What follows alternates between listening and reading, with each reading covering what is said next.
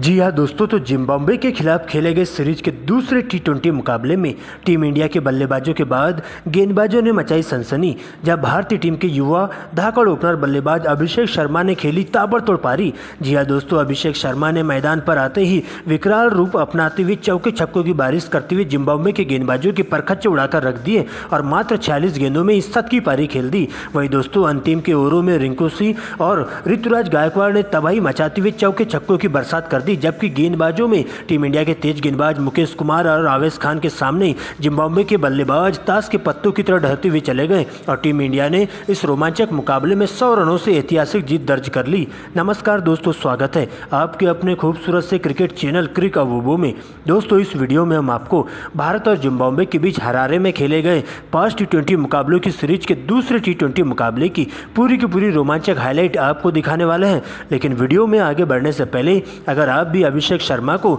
जबरदस्त तूफानी बल्लेबाज मानते हैं तो वीडियो को एक लाइक और चैनल को सब्सक्राइब करना बिल्कुल भी ना भूलिए। दोस्तों जैसा कि आप सभी जानते हैं कि पहले टी20 मुकाबले में जिम्बाब्वे ने टीम इंडिया को हरा दिया था। इसके बाद सीरीज का दूसरा टी20 मुकाबला खेला गया, जहां दोस्तों शुभमन गिल ने टॉस जीता और टॉस जीतते ही पहले बल्लेबाजी करने का फैसला किया। इसके बाद भारतीय पारी के लिए आगाज करने के लिए अभिषेक शर्मा और कप्तान शुभमन गिल की एंट्री होती है, जिनके कंधों पर टीम इंडिया को ठोस शुरुआत देने की जिम्मेदारी सौंपी जाती है। जहां पहले ओवर में एक चौका और 2 रनों के माध्यम से अभिषेक शर्मा 6 रन बटोरते हैं, लेकिन इसके बाद जिम्बाब्वे के तेज गेंदबाज मुजर बानी दूसरे ओवर की गेंदबाजी करने आते हैं और आते ही टीम इंडिया को पहला बड़ा झटका कप्तान शुभमन गिल के रूप में देते हैं। जी हां दोस्तों, दूसरे ओवर की दूसरी गेंद पर टीम इंडिया को 10 के स्कोर पर पहला बड़ा झटका कप्तान शुभमन गिल के रूप में लगता है। दोस्तों इसके बाद भारतीय पारी पूरी तरह से लड़खड़ा सी जाती है, लेकिन इसके बाद आगे का मोर्चा संभालने के लिए ऋतुराज गायकवाड़ की एंट्री होती है और ऋतुराज गायकवाड़ और अभिषेक शर्मा दोनों ही बल्लेबाज मिलकर जबरदस्त तालमेल के साथ बल्लेबाजी करना शुरू कर देते हैं।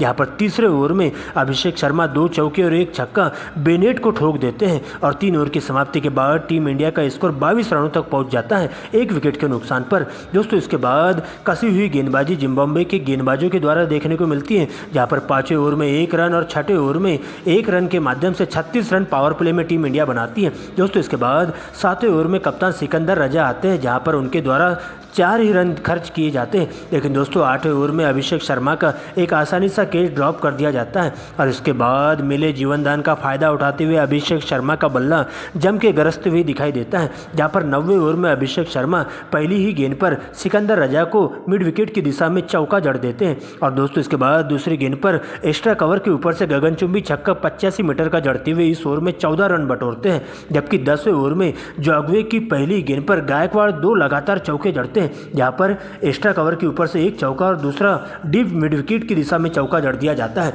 दोस्तों 10 ओवर की समाप्ति के बाद भारतीय टीम 1 विकेट खोकर 74 रन बना लेती है, जबकि 11वें ओवर में मायर्स को टारगेट किया जाता है, जहां पर दोस्तों अभिषेक शर्मा का बल्ला जम के गरजता है और दूसरी गेंद पर 1 चौका और तीसरी गेंद पर गगनचुंबी छक्का अभिषेक शर्मा जड़ते हैं, जबकि अभिषेक शर्मा 33 गेंदों में अपनी हाफ सेंचुरी पूरी कर लेते हैं और इस प्रकार से अभिषेक शर्मा के द्वारा विस्फोटक पारी देखने को मिलती है और मात्र 33 गेंदों में ही टी20 कैरियर की पहली अर्धशतकी पारी खेलते हैं। दोस्तों इसके बाद इसी ओवर में मार्स को टारगेट करते हुए अभिषेक शर्मा का बल्ला यही नहीं रुकता है और चौथी गेंद पर फिर से चौका जड़ दिया जाता है, जबकि 5वीं गेंद पर एक्स्ट्रा कवर के ऊपर से 80 मीटर का छक्का। तो वही दोस्तों अंतिम गेंद पर 1 और चौका लगाते हुए कुल 28 रन बटोरते हैं और देखते देखते टीम इंडिया का स्कोर 100 रनों के पार पहुंच जाता है। दोस्तों इसके बाद 12वें ओवर में मसाक आदा को टारगेट करते हुए इन दोनों ही बल्लेबाजों के बीच में मात्र 66 गेंदों में ही 100 रनों की साझेदारी पूरी हो जाती है, लेकिन 13वें ओवर में फिर से सिकंदर रजा की हालत पस्त कर दी जाती है, जहां पर पहली गेंद पर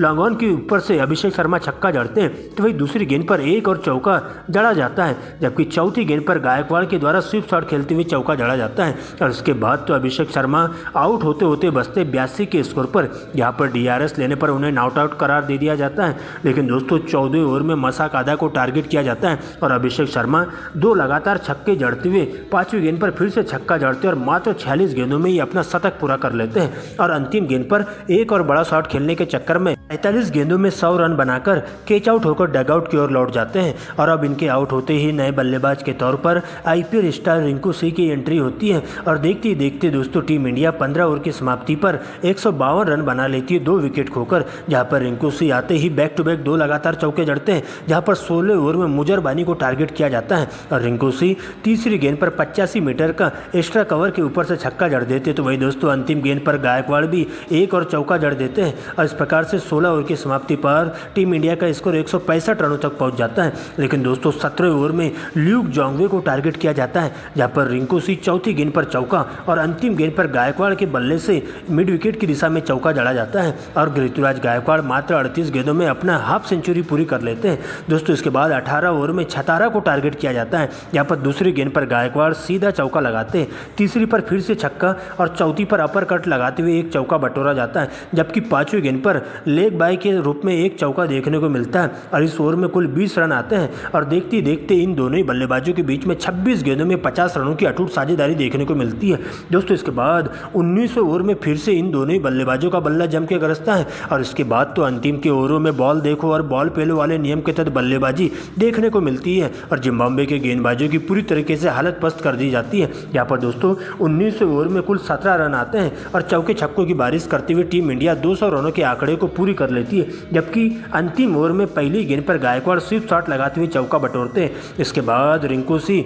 पांचवी और छठवीं गेंदों पर बैक टू बैक 2 लगातार गगनचुंबी छक्के जड़ देते हैं, जबकि तीसरी गेंद पर रिंकू के बल्ले से चौका देखने को मिलता है। इस प्रकार से टीम इंडिया 20 ओवर की समाप्ति के बाद 234 रन बना पाती है। दोस्तों 235 रनों के टारगेट का पीछा करने उतरी जिम्बाब्वे की शुरुआत काफ़ी खराब रहती है, क्योंकि दोस्तों टीम को पहला ही बड़ा झटका पहले ही ओवर में लगता है, जहाँ पर टीम इंडिया के तेज गेंदबाज मुकेश कुमार आते हैं और इनोसेंट किया को 2 रनों के निजी स्कोर पर बोल्ड कर देते हैं, जहाँ पर दोस्तों पहला बड़ा झटका देखने को मिलता है। इस प्रकार से जिम्बाब्वे की हालत पस्त होती हुई दिखाई देती है। लेकिन इसके बाद नए बल्लेबाज के तौर पर ब्रायन बेनेट आते हैं और आते ही विकराल रूप और रवैया अपनाते हुए टीम इंडिया के तेज गेंदबाजों की जम के क्लास लेते हैं, जहाँ दूसरे ओवर में अभिषेक शर्मा के एक ही ओवर में एक छक्का और चौका बटोरा जाता है, जबकि अगले ही ओवर में एक बार फिर से मुकेश कुमार आते हैं और ब्रायन बेनेट को अपना शिकार बनाते हैं, जहाँ पर दोस्तों टीम इंडिया के लिए खतरा साबित हो रहे ब्रेनेट को 9 गेंदों में 26 के स्कोर पर क्लीन बोल्ड कर दिया जाता है और जिम्बाब्वे की टीम को तीसरे ओवर की अंतिम गेंद पर 40 के स्कोर पर दूसरा बड़ा झटका लगता है और इस तरह से टीम इंडिया के तेज गेंदबाज मुकेश कुमार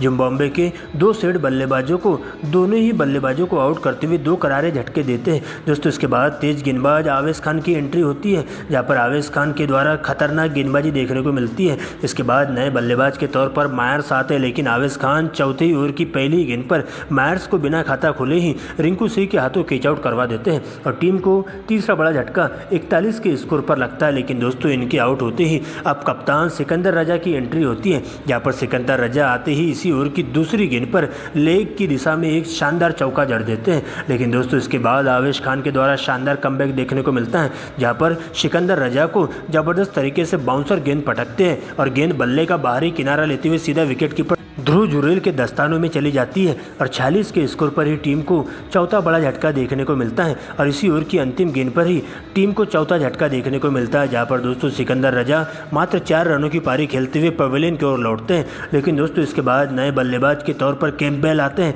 जहां पर मेदवेर के साथ मिलकर दोनों ही बल्लेबाज फूंक कर बल्लेबाजी करते हुए भारतीय टीम के गेंदबाजों का डटकर मुकाबला करते हुए चले जाते हैं। लेकिन इसी बीच 72 के स्कोर पर 5वां बड़ा झटका कैम्पबेल के रूप में लगता है, जहाँ पर 10वें ओवर की चौथी गेंद पर भारतीय टीम के स्पिन गेंदबाज वाशिंगटन सुंदर आते हैं और कैम्पबेल को 10 रनों के स्कोर पर रवि बिश्नोई के हाथों कैच आउट करवा देते हैं। दोस्तों इसके ठीक बाद अगले ओवर में रवि बिश्नोई विकेट कीपर बल्लेबाज मडांडे को पहली ही गेंद पर बिना खाता खोले हुए LBW आउट करा देते हैं। दोस्तों इसके बाद नए बल्लेबाज के तौर पर आए मसा काजा को 76 के स्कोर पर 7वां बड़ा झटका जिम्बाब्वे की टीम को लगता है। तो वही दोस्तों अच्छी लय में बल्लेबाजी करने वाले मेदवेर भी जल्दबाजी कर बैठते हैं, जहाँ पर मेदवेर के साथ मिलकर आगे का मोर्चा संभालते हैं, लेकिन अपने अर्धशतक के पहले ही वे भी गलत शॉट खेलते हुए रवि बिश्नोई की गेंद पर क्लीन बोल्ड हो जाते हैं। हालांकि दोस्तों इसके बाद बाकी के बल्लेबाज ताश के पत्तों की तरह ढहते हुए चले जाते हैं और जिम्बाब्वे के बल्लेबाज एक के बाद एक सस्ते में अपना विकेट गंवाते हुए टीम इंडिया के तेज गेंदबाजों के साथ साथ स्पिन गेंदबाजों के सामने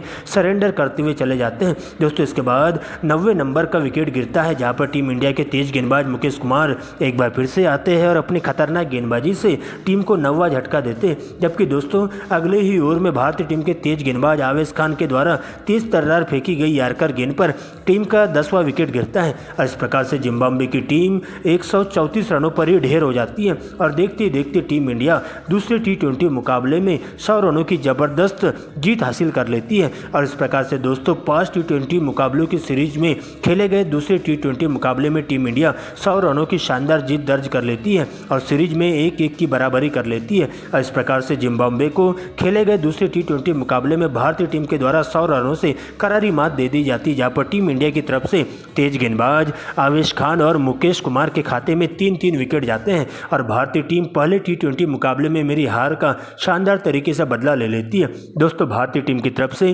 शतकीय पारी खेलने वाले अभिषेक शर्मा को उनकी धुआंधार शतकीय पारी के लिए प्लेयर ऑफ द मैच घोषित किया जाता है। तो वही टीम इंडिया की तरफ से तेज गेंदबाज आवेश खान और मुकेश कुमार के खाते में 3-3 विकेट जाते हैं और इस तरीके से 5 T20 मुकाबलों की सीरीज में टीम इंडिया 1-1 मुकाबले जीतकर दोनों टीमें सीरीज में 1-1 की बराबरी कर लेती है।